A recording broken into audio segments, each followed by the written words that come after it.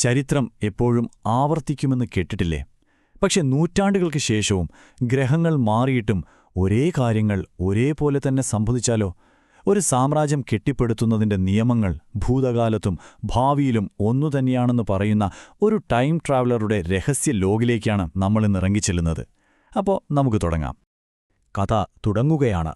ഈ ലോകിലെ ആദ്യത്തെ എൻട്രി നമ്മുടെ കൊണ്ടുപോകുന്നത് നൂറ്റാണ്ടുകൾ പിന്നിലേക്കാണ്, നമ്മുടെ ആദ്യത്തെ ലക്ഷ്യസ്ഥാനത്തേക്ക്. നമ്മൾ എത്തിയിരിക്കുന്നത് 1850-ലെ ഇന്ത്യയിലാണ്. ബ്രിട്ടീഷ് സാമ്രാജ്യം അതിന്റെ ഏറ്റവും വലിയ ശക്തിയായി നിൽക്കുന്ന സമയം. കൽക്കട്ടയിലെ തിരക്കേറിയ തുറമുഖത്ത് ചരിത്രത്തിന്റെ ഗതി തന്നെ മാറ്റിയ ഒരു കാഴ്ചയാണ് നമ്മളെ കാത്തിരിക്കുന്നത്. ആ ടൈം ട്രാവലറുടെ കണ്ണുകളിലൂടെ നമുക്ക് ആ രംഗമൊന്ന് സങ്കൽപ്പിക്കാം. തുറമുഖത്തിങ്ങനെ തലയുയർത്തി നിൽക്കുന്ന ബ്രിട്ടീഷ് ഈസ്റ്റ് ഇന്ത്യ കമ്പനിയുടെ ഭീമാകാരമായ കപ്പലുകൾ, അവയ്ക്ക് കാവലായി തോക്കും പീരങ്കിയുമേന്തിയ പട്ടാളക്കാർ. കപ്പലുകളിലേക്ക് കയറ്റിപ്പോകുന്നത് വെറും ചരക്കുകളല്ല, മറിച്ച് ഒരു രാജ്യത്തിന്റെ സമ്പത്താണ്. സുഗന്ധവ്യഞ്ജനങ്ങൾ, അമൂല്യരത്നങ്ങൾ, അങ്ങനെയെല്ലാം. ശരിക്കും ഒരു സംസ്കാരത്തെ മറ്റൊന്ന് വിഴുങ്ങുന്നതിന്റെ നേർക്കാഴ്ചയായിരുന്നു അത്. ഈ കപ്പലുകളെക്കുറിച്ച് ഒന്ന് ആലോചിച്ചു നോക്കൂ. അക്കാലത്തെ ഏറ്റവും വലിയ, ഏറ്റവും സാങ്കേതിക വിദ്യയായിരുന്നു അത്. ഇന്ന് നമുക്ക് സ്പേസ് ഷിപ്പുകൾ എങ്ങനെയാണോ അതുപോലെയായിരുന്നു അന്നത്തെ ജനങ്ങൾക്ക് ഈ പടുകൂറ്റൻ കപ്പലുകൾ. അവ വെറുമൊരു യാത്രാമാർഗമായിരുന്നില്ല, മറിച്ച് ആധിപത്യം സ്ഥാപിക്കാനുള്ള ഏറ്റവും ശക്തമായ ഒരു ഉപകരണം കൂടിയായിരുന്നു. ഭൂതകാലത്തിലെ ഈ കാഴ്ച മനസ്സിൽ വെച്ചോണം, കാരണം നമ്മളിപ്പോൾ ഒരു 5 നൂറ്റാണ്ട് മുന്നോട്ട് ചാടാൻ പോവാണ്. ലോകിലെ അടുത്ത എൻട്രി നമ്മളെ കാത്തിരിക്കുന്നത് ചുവന്ന ഗ്രഹത്തിലാണ്. വർഷം 2350. മനുഷ്യൻ ചൊവ്വയിൽ കോളനികൾ സ്ഥാപിച്ചു കഴിഞ്ഞു.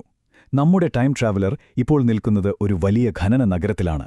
ഇവിടെ ഭൂമിയിൽ നിന്ന് കോടിക്കണക്കിന് കിലോമീറ്റർ അകലെ അധികാരത്തിന്റെ പുതിയ രൂപങ്ങൾ എങ്ങനെയുണ്ടെന്ന് നമുക്ക് നോക്കാം. ചൊവ്വയുടെ ചുവന്ന ആകാശത്ത് പണ്ടത്തെ കപ്പലുകൾക്ക് പകരം ഭീമാകാരമായ കാർഗോ സ്പേസ് ഷിപ്പുകൾ, പട്ടാളക്കാർക്ക് പകരം അത്യാധുനിക ആയുധങ്ങളുള്ള കോർപ്പറേറ്റ് സുരക്ഷാസേന.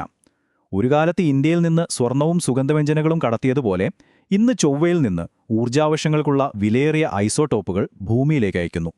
ഇവിടെയും ഭരണം നടക്കുന്നത് എവിടെ നിന്നാണോ? ദൂരെ ഭൂമിയിലുള്ള ഒരു കോർപ്പറേറ്റ് ഹെഡ്ക്വാർട്ടേഴ്സിൽ നിന്ന്.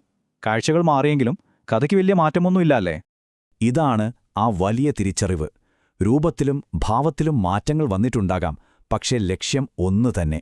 നൂറ്റാണ്ടുകൾക്ക് മുൻപ് ഇന്ത്യയിൽ നിന്ന് അമൂല്യ വസ്തുക്കൾ കൊണ്ടുപോയ അതേ മനോഭാവം ഇന്ന് ചൊവ്വയിൽ നിന്ന് ഐസോടോപ്പുകൾ ഖനനം ചെയ്യുന്നതിന്റെ പിന്നിലും അതുതന്നെ. വിഭവങ്ങൾ ചൂഷണം ചെയ്യുക, ആധിപത്യം സ്ഥാപിക്കുക. ഈ ഘട്ടത്തിലാണ് നമ്മുടെ ടൈം ട്രാവലർക്ക് ഒരു കാര്യം മനസ്സിലാവുന്നത്. കാലവും സ്ഥലവും സാങ്കേതികവിദ്യയുമൊക്കെ മാറിയിട്ടും ഈ 2 സാമ്രാജ്യങ്ങളും പ്രവർത്തിക്കുന്നത് ഒരേ നിയമപുസ്തകം വെച്ചാണ്. ഒരുതരം കൊളോണിയൽ പ്ലേബുക്ക്. ഈ താരതമ്യമൊന്നു നോക്കൂ. അധികാരകേന്ദ്രം എപ്പോഴും ദൂരെയാണ്. പണ്ട് ലണ്ടനിലെ രാജ്ഞിയായിരുന്നെങ്കിൽ ഇന്ന് ഭൂമിയിലെ ഏതോ ഒരു കോർപ്പറേറ്റ് ടവറാണ് ആസ്ഥാനം. നിയന്ത്രണത്തിന്റെ രീതികളാണ് അതിലും ഭീകരം. പണ്ട് കൈകളിൽ ശരിക്കും ചങ്ങലയിട്ടെങ്കിൽ ഇന്ന് ചൊവ്വയിൽ ശ്വാസം കഴിക്കണമെങ്കിൽ പോലും ഓക്സിജൻ ടാക്സ് കൊടുക്കണം. ഒന്നാലോചിച്ചു നോക്കിയേ. ജീവൻ നിലനിർത്താൻ പോലും അധികാരികളെ ആശ്രയിക്കേണ്ട ഒരവസ്ഥ. ആയുധങ്ങളും മാറി. തോക്കുകൾക്കും പീരങ്കികൾക്കും പകരം ഇന്ന് പ്ലാസ്മ ആയുധങ്ങളും. എല്ലാം നിയന്ത്രിക്കുന്ന AI-യും. അപ്പോൾ ശരിക്കും എന്താ ഇവിടെ മാറിയത്? നിയന്ത്രണത്തിന്റെ രീതി മാത്രം. ആളുകളെ ശാരീരികമായി ബന്ധിക്കുന്നതിന് പകരം സാമ്പത്തികമായി അവരെ പൂർണ്ണമായും ആശ്രിതരാക്കുന്നു. സാങ്കേതികവിദ്യ ഉപയോഗിച്ച് അവരുടെ ഓരോ നീക്കവും നിയന്ത്രിക്കുന്നു. അതായത് ഭരണം കൂടുതൽ സൂക്ഷ്മവും ശക്തവുമായി. പക്ഷേ ആധിപത്യം എന്ന അടിസ്ഥാന സ്വഭാവത്തിന് ഒരു മാറ്റവും വന്നിട്ടില്ല. ഈ യാത്രയുടെ അവസാനം നമ്മുടെ ടൈം ട്രാവലർ മനുഷ്യരാശിയെക്കുറിച്ച് തന്നെ വേദനിപ്പിക്കുന്നൊരു നിഗമനത്തിലെത്തുകയാണ്. ടെക്നോളജി നമ്മൾ എത്രയൊക്കെ മുന്നോട്ട് കൊണ്ടുപോയിട്ടും ഒട്ടും മാറാത്തൊന്നുണ്ട്: മനുഷ്യനിൽ. ലോകിലെ ആ അവസാന വാചകം ഇങ്ങനെയാണ്: കാലം മാറി, വാഹനങ്ങൾ മാറി, ദൂരങ്ങൾ മാറി, പക്ഷേ ആധിപത്യം സ്ഥാപിക്കാനുള്ള മനുഷ്യന്റെ വാസന മാറിയിട്ടില്ല. കപ്പലുകളിൽ നിന്ന് ബഹിരാകാശ പേടകങ്ങളിലേക്ക് നമ്മൾ വളർന്നു, പക്ഷേ നമ്മുടെ ഉള്ളിലെ ആ വാസന വളർന്നു. അതായത് സാമ്രാജ്യത്വത്തിന്റെ നിയമപുസ്തകത്തിലെ ആദ്യത്തെയും അവസാനത്തെയും നിയമം ഒന്നുതന്നെയാണ്. അത് കടൽ കടന്നാലും ശരി, നക്ഷത്രങ്ങൾക്കിടയിലായാലും ശരി, ശക്തിയുള്ളവൻ ഭരിക്കും, അല്ലാത്തവൻ ഭരിക്കപ്പെടും. എന്നാൽ ഈ ലോകം അവസാനിക്കുന്നത് ഒരു ഉത്തരത്തിലല്ല, മറിച്ച് നമ്മളെ ഓരോരുത്തരെയും ചിന്തിപ്പിക്കുന്ന ഒരു ചോദ്യത്തോടെയാണ്. ഈ ചരിത്രത്തിന്റെ അടുത്ത അധ്യായമെന്തായിരിക്കും? അപ്പോൾ അടുത്തതെങ്ങോട്ട്? ഈ ആധിപത്യത്തിന്റെ ചങ്ങലകൾ പൊട്ടിച്ചെറിയുന്ന ഒരു വിപ്ലവത്തിലേക്കോ? അതോ പുതിയ നക്ഷത്രങ്ങളെ ലക്ഷ്യം വയ്ക്കുന്ന മറ്റൊരു കീഴടക്കലിലേക്കോ? ഈ ചോദ്യം ചോദിച്ചുകൊണ്ട് ടൈം ട്രാവലറുടെ ലോഗ് ഇവിടെ തീരുകയാണ്.